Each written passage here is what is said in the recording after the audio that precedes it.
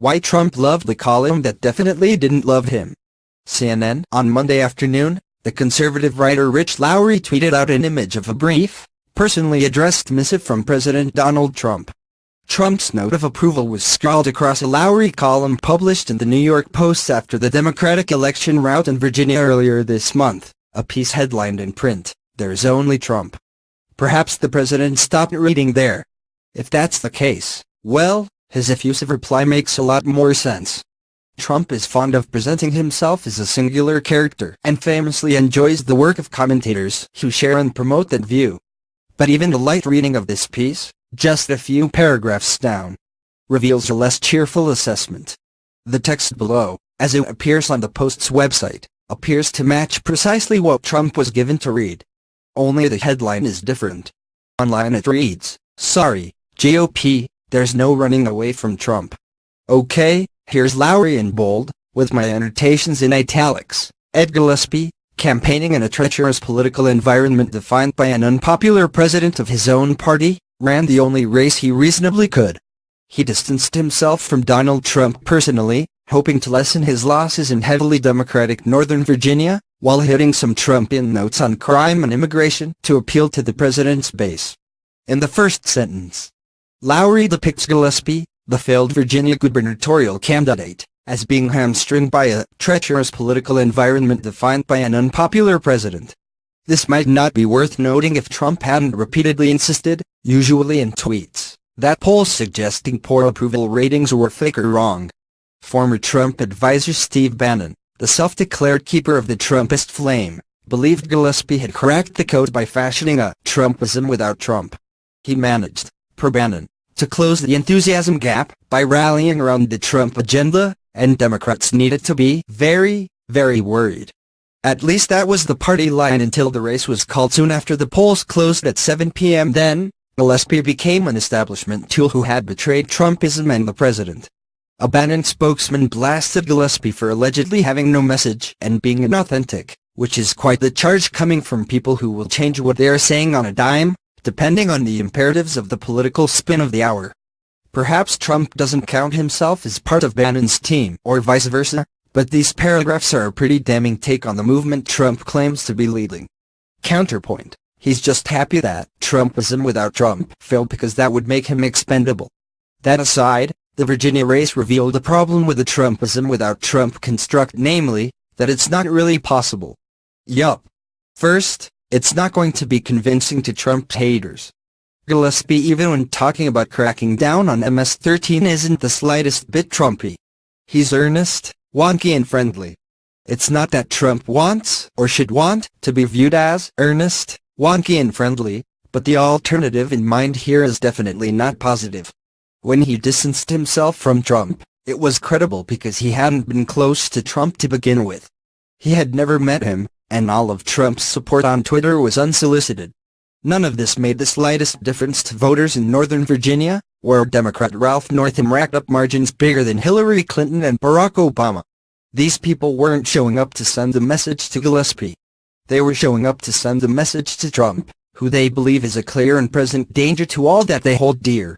One way of reading this suggests Gillespie failed because he couldn't effectively channel Trump and paid on election day for downplaying the president's support. There are a bunch of others. Trump seems to have gone with the former. That he wouldn't be thrown off by being described as a clear and present danger to all that a subset of people hold dear isn't especially surprising. Gillespie could have revealed himself to be a secret member of #The Resistance, and these mobilized suburbanites still would have voted against him as the best way to make a gigantic rude gesture toward the president. Lowry, a lot of people really dislike Trump. Trump, maybe, haters and losers. So as a sheer political matter, there can be no such thing as Trumpism without Trump, or anti-Trumpism without Trump, or anything else without Trump. Bingo! This comes close to matching the print headline. Ignore the critical nuance, and it plays right into how Trump wants to view himself. It's hard enough for a candidate to run away from a conventional president of his own party. Democrats couldn't do it during midterm drubbings while Bill Clinton and Barack Obama were presidents. But it's going to be even harder with a president who dominates the media to an extent no other president has, and courts nay, enjoys radioactive controversies. A note on Democratic drubbings suffered under Clinton and Obama, then a line about Trump dominating the media? Gold. Never mind the clear suggestion that Republicans will want to sprint from Trump and his radioactive controversies. Until further notice, the phenomenon we saw in 2016 of Republicans running successful, traditional campaigns at a polite remove from Trump has to be considered inoperative. Then there is the other, opposite problem, that Trumpism without Trump won't be fully acceptable to Trumpists. They talk a lot about the Trump agenda, although what this means is vague. Trump routinely tweets, in vague or misleading terms, but anyway, about his accomplishments and desire/plan/success in bringing back jobs to the U.S. Lowry here mocks the concept. Moving along. How could Gillespie have run on it more to their satisfaction? Promised to build a wall and have Mexico pay for it. To implement extreme vetting? To hire the best people and make the best deals? To work with Chuck and Nancy as the mood strikes him? Fact is, the Trump legislative agenda is entirely conventional. Certainly Gillespie has no problem with it, and what sets Trump apart is his populist, guy-on-the-barstool persona and perpetual combativeness.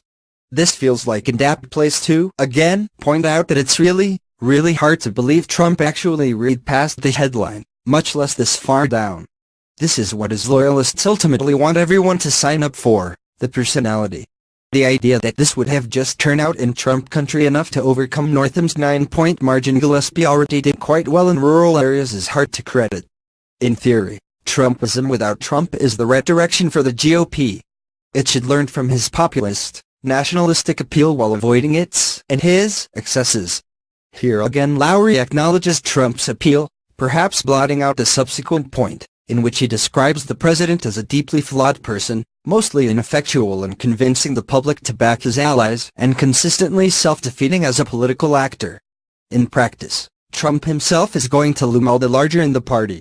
He's the main issue in American politics, and he may be the only Republican fit to weather the storm. He has a proven ability to turn out his voters, he doesn't have to win elections in non-presidential years, and his persona works for him, if not for anyone else. With a tweak here and there, this could read like the kind of self-assessment Trump would make during a freewheeling press conference. If the worst comes and Republicans lose both houses of Congress next year, Trump's importance will be further magnified as the only Republican standing between Democrats and unified control of the federal government. In that circumstance, Republican voters would probably be much more willing to embrace Trump without Trumpism, rather than the opposite. Oh, maybe he did read the whole thing. This depiction of a future where it's even more difficult for Americans to avoid or ignore Donald J. Trump, even if it's only be